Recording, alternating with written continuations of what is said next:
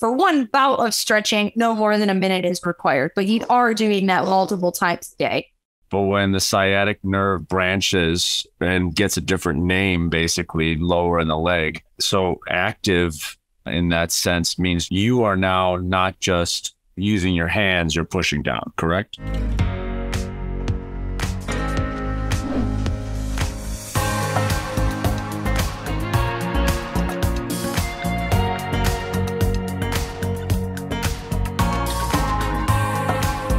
So again, it really depends on how uncomfortable this is for you, how long you hold this. So some folks, I have them hold for 10 seconds and then they relax and then they do it again and they repeat that 10 times. And some folks, I like just hold it for an entire minute. Just go ahead and hold it for the minute. Then you only have to do one. You're not really going to get any additional benefit holding it for longer than a minute during one duration or one bout of stretching. You are not going to get more than no. So holding it for 2 minutes is not going to be better than just holding it for one. I haven't heard that before. Why is that? They actually did some research on it. And so holding a stretch for longer than a minute actually doesn't promote any more neural changes. That's essentially what stretching is doing. You're not necessarily stretching out the muscle. You're not actually changing the structure of the joint. What you're doing is you're affecting all of the nerves that go to that area. And maybe you're helping them relax, not be as activated. And so while it looks like you're gaining motion, it's actually working on your nervous system. And so holding the stretch longer is not going to give you any additional benefit. So my motto is work smarter, not harder. Okay. So if you did it for a minute, then you just don't come back to it for a day, or what would you say on that? So no, I would say for that instance of stretching, I would say you're finished. But I would say you're doing this 3 to 5 times per day. Because again, I want to remind your nervous system that this is a motion that the ankle should be able to do. And so you want to make sure that you're kind of actively bringing your ankle into that position with the stretch upwards of 3 to 5 times a day. So for one bout of stretching, no more than a minute is required, but you are doing that multiple times a day. Because again, part of this is reteaching your nervous system what it needs to do to function. And so that is, so again, the repetition is going to be key, but you don't necessarily have to holding it for 5 minutes and then not coming back to it until the next day is not going to be helpful. Gotcha. That's the first one. And so now the second one looks awfully similar. The only difference here is you are going to be, so again, depending on how much activation of your dorsiflexors that you have, you can actually, this is going to be a little bit more of an active stretch. If you don't, that's what the strap is for. So what you're going to be doing, knees straight, you're just bringing your ankle back and then pointing your toe. Bringing your ankle back, pointing your toe. So what that's doing is it's actually moving the sciatic nerve that lives and runs down the whole back of your leg and goes down into your foot. And so that just kind of will reduce some of the irritation back there, especially if you're getting all these weird aches and pains that you've never had before because you're walking differently because of your foot drop. It's just another way of making sure you're covering all your bases. You're using the word active there. I think people can get an idea of what that is. But when the sciatic nerve branches and gets a different name, basically lower in the leg, so active in that sense means you are now not just using your hands, you're pushing down, correct? Correct. Yeah.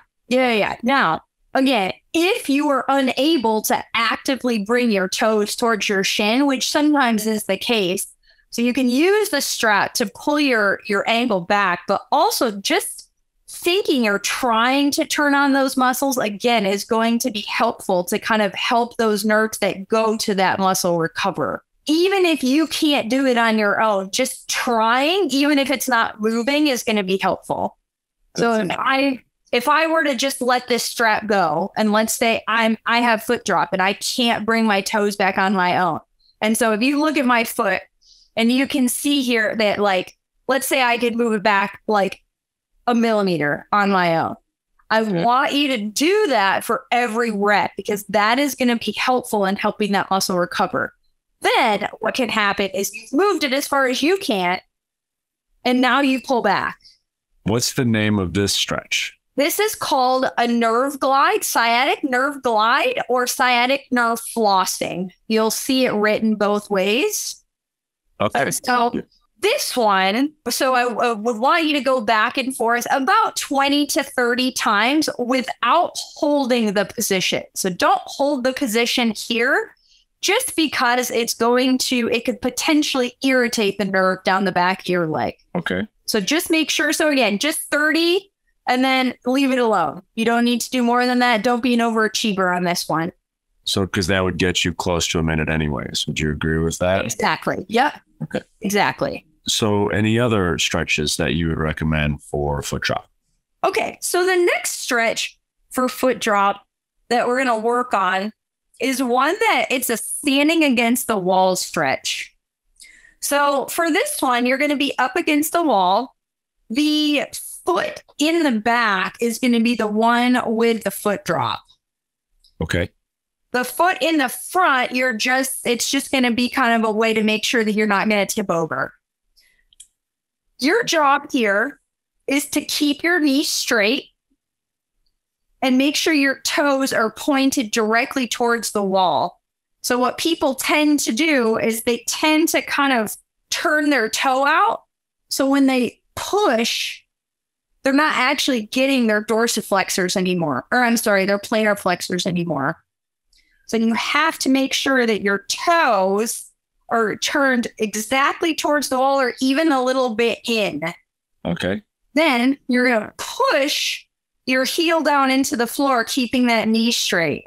And you, again, should feel a stretch in the back of your lower leg. You might feel it a little bit in the front of your ankle as well, depending on how tight it is. And the name of this stretch again is? This is a standing gastroc stretch. Okay. So all you're going to do, it's the same stretch, but all you're going to do is you're going to bend that knee, pushing that heel down into the floor still. And you're just going to feel the stretch a little bit lower on the back of your leg. So this stretch, so you're bending the knee to get the soleus, and the gastroc is with it straight. So how does that help someone with foot drop? Both of those muscles are going to be tight in someone who has foot drop. It's someone who is unable to lift their toes up. Both the gastroc and the soleus are going to be affected. Now, a lot of times too, the reason that someone has foot drop, it's possible that this is something that had been going on for a while. And so I like to make sure that both muscles are being addressed, because if just one is addressed, you're still going to have some calf tightness if you don't address the other one. So most of the time, you're going to see the one with the knee straight. So the one with the knee bent is just like a little extra pearl that really can help people maintain their mobility with foot drop.